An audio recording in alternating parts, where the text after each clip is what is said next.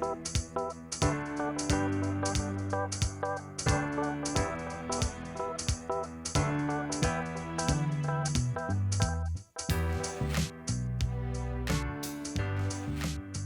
Charla Rios, Deputy Director of Research at the Center for Responsible Lending. CRL provides nonpartisan research, analysis, and advocacy to create financial fairness and economic opportunity for all. One type of predatory lending we work to stop is the debt trap of triple-digit interest payday lending. Payday loans, high-cost small loans averaging $350, usually must be repaid in a single payment after 2 weeks. What's the problem with payday lending? The triple-digit interest plus a debt trap design equals financial devastation. States can and must continue to enact strong protections, such as a rate cap of 36% annual interest or less, to stop the payday debt trap. In states without reasonable caps on the APR for payday loans, the annual interest rate is in the triple digits, averaging about 400%. While lenders attempt to justify these absurdly high rates based on the 2-week terms of most payday loans, these loans cost many times more than most alternatives. And these lenders obscure the fact that terms are designed to turn 2-week loans into months or years-long debt traps. Research from the Consumer Financial Protection Bureau shows that the repeat cycle is the business model of payday lenders.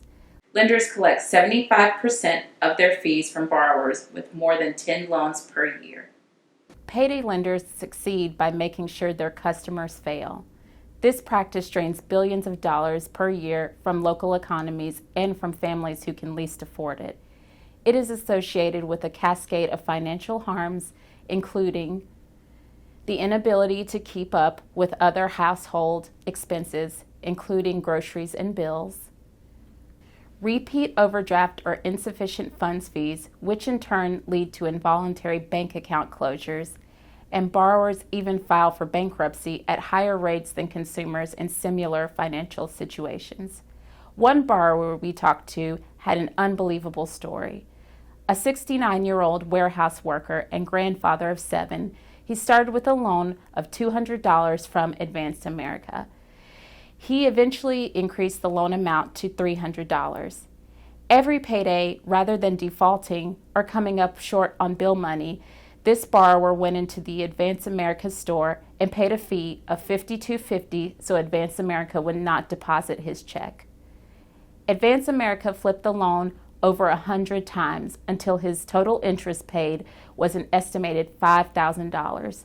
Greater concentrations of payday lending stores in majority Black, Latino, and Native American communities have been documented across the country. These disproportionate impacts have been found in studies undertaken in California, Rhode Island, Florida, Louisiana, Arizona, Texas, and North Carolina. Support for capping payday loans at rates of 36% annually or less remains strong across the country and in multiple states where citizen polls have been conducted. A national poll released December 2022 found that 76% of likely voters favored lowering interest rates on payday and other high-cost loans to 36%, with strong support across all party lines.